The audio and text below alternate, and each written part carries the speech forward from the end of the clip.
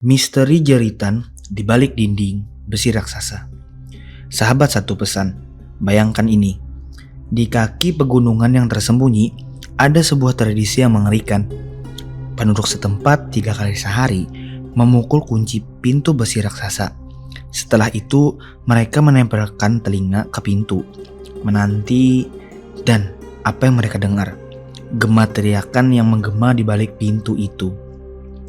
Mereka adalah 2 suku yang dikisahkan akan muncul di akhir zaman, memiliki kekuatan dahsyat sebagai perusak dan penghancur kehidupan di bumi.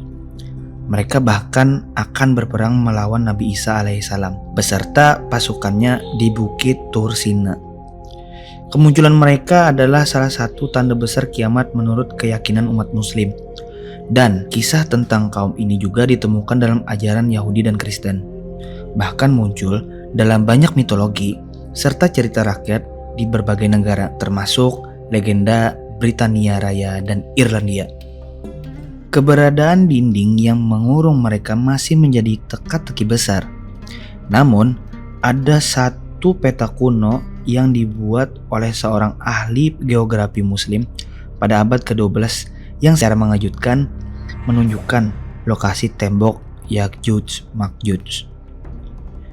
Nama beliau adalah Muhammad Al-Idris atau yang lebih dikenal sebagai Al-Idris. Beliau bernama lengkap Abdullah Muhammad bin Abdullah bin Idris Asy-Syarif.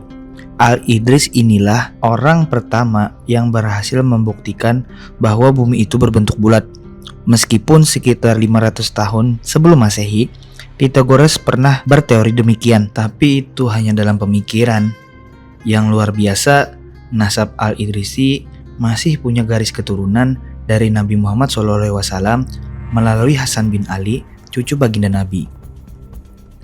Al-Idrisi lahir di Ceuta, Afrika Utara pada tahun 1100 Masehi. Di kalangan ilmuwan barat, beliau dikenal sebagai ahli geografi paling menonjol di abad pertengahan, terutama berkat penemuan globe atau peta dunia dalam versi baru yang dikenal luas hingga hari ini. Pemikiran Al-Idrisi yang melahirkan globe berasal dari kemampuannya dalam mengukur garis bujur dan garis lintang hanya dengan menggunakan papan gambar semacam peta dunia yang disebut Lauhul Tarshim. Al-Idrisi menempuh pendidikan di Cordoba, Spanyol, yang pernah menjadi pusat peradaban Islam pada abad ke-9 Masehi. Sejak dini beliau sudah tertarik dengan ilmu bumi. Saat beranjak dewasa, beliau pergi ke berbagai tempat di dunia, termasuk Afrika, Asia Kecil atau Turki, Perancis, Inggris, dan tentunya saja Spanyol. Ketertarikannya pada geografi membuat Al-Idrisi melakukan banyak cara untuk mengumpulkan data dari seluruh dunia. Selain mengunjungi garis pantai di berbagai tempat Eropa dan Afrika, beliau juga rajin bertanya kepada setiap pedagang dan orang-orang di negeri lain. Petualangan Al-Idrisi ke berbagai belahan dunia membuat namanya semakin populer di kalangan navigator laut hingga perencana militer di Eropa. Kemampuan dan kemasyhuran Al-Idrisi kemudian menarik minat Raja Roger II dari Sisilia yang ingin memiliki peta dunia. Al-Idrisi memenuhi undangan Raja Roger II dan diberi tawaran untuk membuat sebuah peta dunia yang komprehensif. Semua kebutuhannya akan ditanggung sepenuhnya oleh sang raja. Meskipun tidak langsung menerima tawaran itu, Al-Idrisi kemudian menyanggupi permintaan tersebut dengan syarat dokumen sejarah kaum muslim di Sisilia sebelum pemerintahan Raja Roger tidak dihapus. Butuh waktu hingga 15 tahun bagi Al-Idrisi untuk bisa membuat peta dunia yang akurat. Dia membuka banyak catatan geografis dari ilmuwan-ilmuwan pendahulunya, lalu memadukannya dengan data-data pribadi yang dikumpulkan selama bertahun-tahun. Beliau akhirnya berhasil membuat peta dunia dalam bentuk bulat, sebuah bola perak seberat 400 kg dengan diameter 80 inci. Bola dunia yang kemudian dikenal sebagai globe tersebut terdapat 7 benua, dengan bagian bumi sebelah utara berada di bagian bawah untuk mempermudah pembacaan.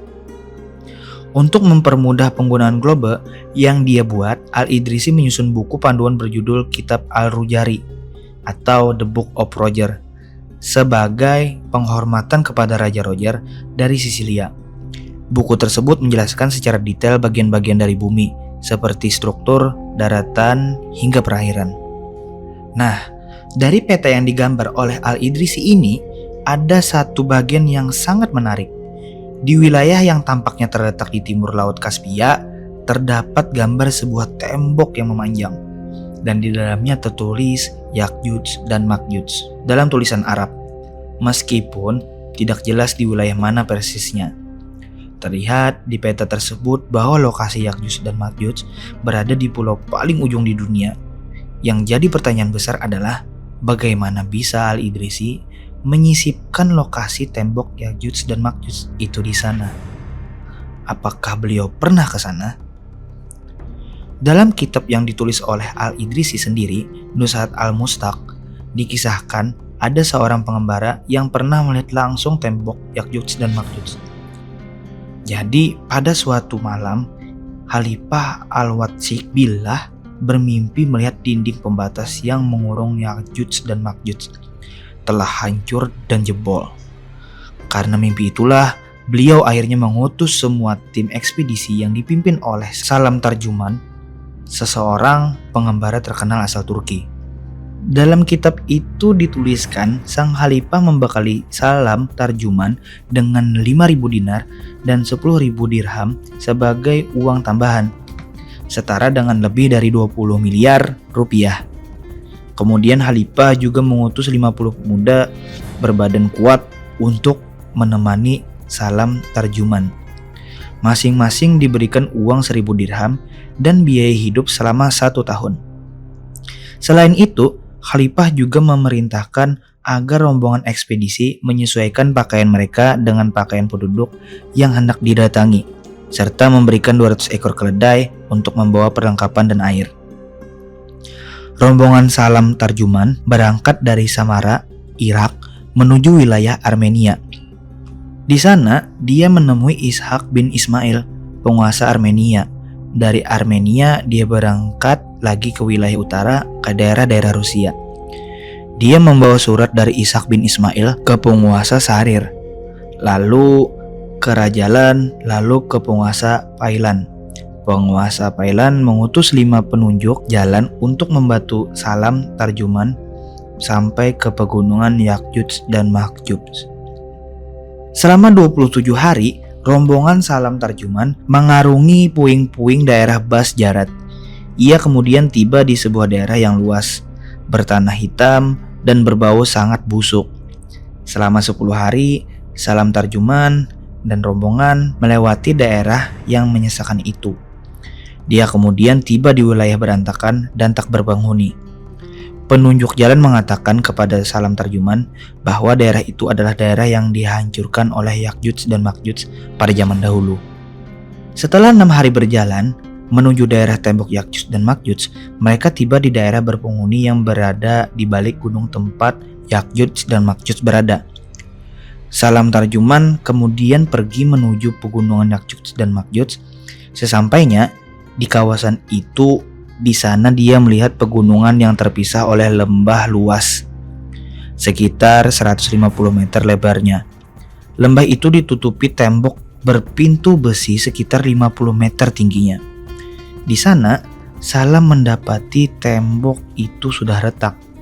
Dia sempat mencungkil bagian tembok yang retak itu dengan pisaunya, mengambil sebagian serpiannya untuk diperlihatkan kepada Khalifah Al-Watsik. Gambaran Salam Tarjuman tentang tembok dan pintu besi itu disebutkan detail dalam kitab Nuzhat al-Mustaq. Pada halaman 934-938, Al-Idrisi juga menceritakan bahwa menurut cerita Salam Tarjuman, penduduk di sekitar pegunungan biasanya memukul kunci pintu besi 3 kali dalam sehari. Setelah itu, mereka menempelkan telinganya ke pintu itu untuk mendengarkan reaksi dari balik pintu. Ternyata mereka mendengar gema teriakan dari dalam. Hal itu menunjukkan bahwa di balik pintu itu betul-betul ada makhluk jenis manusia yang konon itu adalah Yakjuj dan Makjuj. Al-Idrisi juga menceritakan bahwa Salam Tarjuman pernah bertanya kepada penduduk sekitar pegunungan, apakah ada yang pernah melihat Yakjuts dan Makjuts? Mereka mengaku pernah melihat gerombolan orang di atas tembok penutup itu. Lalu tiba-tiba ada angin badai kencang yang bertiup dan melemparkan mereka kembali ke tembok. Penduduk-penduduk itu melihat ukuran tubuh mereka sangatlah pendek. Setelah itu, Salam Tarjuman dan rombongan pulang melalui Taraz, Kazakhstan. Kemudian Samarkand, Uzbekistan, lalu ke kota Rey, Iran. Dan kembali ke istana Al-Watsik di Samara, Irak. Ia kemudian menceritakan dengan detail hasil penelitiannya kepada sang khalifah. Total waktu perjalanan Salam menurut catatan Al-Idrisi berlangsung selama 28 bulan. Perjalanan mencari tembok memakan waktu 16 bulan, sedangkan perjalanan kembali memakan waktu 12 bulan. Total waktu tembus perjalanan Salam menurut perkiraan E.M. Pandonzel dan Andrea Smith adalah 6.810 km. Selain itu, ekspedisi ini juga memakan korban yang tak sedikit. Tak lama setelah ekspedisi itu, Khalifah Al-Watsik wafat pada usia muda 32 tahun. Berjarak sekitar 60 tahun sejak perjalanan Salam Tarjuman, Khalifah Abbasiyah ke-18 Al-Muqtadir yang berkuasa tahun 908 sampai 932 Masehi juga mengirimkan ekspedisi ke utara menuju kerajaan Bulgar di daerah Volga. Sekarang masuk wilayah Rusia. Ekspedisi ini dipimpin oleh Ahmad Ibnu Fadlan pada tahun 921 Masehi. Sebagai respon atas permintaan bantuan mereka dan juga untuk mendakwahkan Islam, Ibnu Fadlan memberikan laporan sangat menarik tentang keadaan wilayah di utara kekhalifahan Islam itu. Liberatur perjalanan ini dikarang langsung oleh Ahmad Ibnu Fadlan yang menjadikan perwakilan dari Khalifah dinasti Abbasiyah Al-Muqtadir Billah untuk memenuhi permintaan penguasa wilayah Slapik yang bernama Al-Musi ibni Bular yang ingin mengerti lebih jauh tentang agama Islam dan syariatnya, sekaligus meminta dinasti Abbasiyah untuk membangunkan benteng maupun masjid di wilayahnya. Rombongan perwakilan terdiri dari Ahmad Ibnu Fadlan bersama beberapa ahli fikih, ahli perjalanan, dan rombongan pengawalnya yang bertolak dari Baghdad pada bulan Safar 309 Hijriah. Perjalanan itu ditempuh selama kurang lebih 3 tahun. Salah satu cerita menarik dalam perjalanan itu, dia mengidentifikasi orang-orang yang posturnya setinggi pohon kurma, bermata biru, berkulit biru, dan berambut kemerah-merahan. Dia mendapat informasi bahwa orang tersebut adalah Yakjuts dan Makjuts. Dan ekspedisi Salam Tarjuman dan Ibnu Fadlan tersebut dapat diambil kesimpulan bahwa dinding yang dibangun Zulkarnain itu bukanlah mitos belaka. Tembok itu memang nyata adanya. Para ahli sejarah menyimpulkan bahwa letak tembok Yakjuts dan Makjuts itu berada di Ngare Daryal di dekat Sungai Terek, Georgia. Ngare sendiri diartikan sebagai sebuah lembah yang memiliki sisi dinding pegunungan yang terjal. Untuk mencapai lembah itu hanya ada satu jalan yang mengarah ke sana. Lorong ini dibangun oleh tentara Georgia dan dipugar kembali oleh Rusia pada tahun 1850-an. Sejak dulu, lorong Daryal ini dikenal untuk tujuan menjelajah atau disebut sebagai Gerbang Alan, Gerbang Kaukasia atau Gerbang Liberia. Para sejarawan menemukan dinding yang cukup sempit di Bukit Kaukas atau Pegunungan Kaukasus. Keadaan bukit itu sangatlah curam dan membentang dari Laut Hitam hingga Laut Kaspia. Bukit Daryal secara umum belum terusik oleh manusia. Kondisinya masih utuh dan mempunyai bentuk berlapis-lapis. Kondisi alam Bukit Kaukas ini adalah daerah sempit yang curam dan membentang luas antara Laut Kaspia dan Laut Hitam dengan panjang kira-kira 1.200 km. Di daerah itu terdapat satu timbunan tinggi yang terbuat dari besi bercampur tembaga. Itulah timbunan besi yang menyumbat lubang besar yang ada di sana. Penduduk dekat wilayah itu juga takut untuk mengusik tempat itu karena pernah mendengar cerita turun-temurun tentang keberadaan kaum perusak itu. Pada abad ke-11, ada seorang leksikografer asal Irak yang bernama Mahmud bin Hussein bin Muhammad Al-Ghazghari atau Mahmud Al-Ghazghari yang membuat sebuah buku berjudul Kamus Turki. Di dalam buku itu ada gambar sebuah peta yang sangat aneh. Di ujung kanan peta itu ada tulisannya Yakutsk dan Makutsk yang kemungkinan letaknya di selatan daerah Tibet. Peta ini sangat minim informasi, sehingga banyak penelitian yang menyangka bahwa itu hanya merupakan interpretasi dari Al-Ghazghari saja, atau mungkin memang terletak di wilayah Tibet. Bagaimana menurut kalian? Wallahu a'lam bishawab. Semoga kisah ini bermanfaat. Lebih dan kurangnya mohon dimaafkan karena kehilapan datangan dari saya pribadi sebagai manusia biasa. Terima kasih telah menonton video ini sampai habis. Jangan lupa untuk klik tombol like jika kalian menyukai video ini. Tinggalkan komentar dengan saran konten tentang apa lagi yang ingin kalian dengar. Subscribe channel ini agar kalian tidak ketinggalan setiap kali kami mengunggah konten menarik lainnya. Sampai bertemu di kisah-kisah selanjutnya.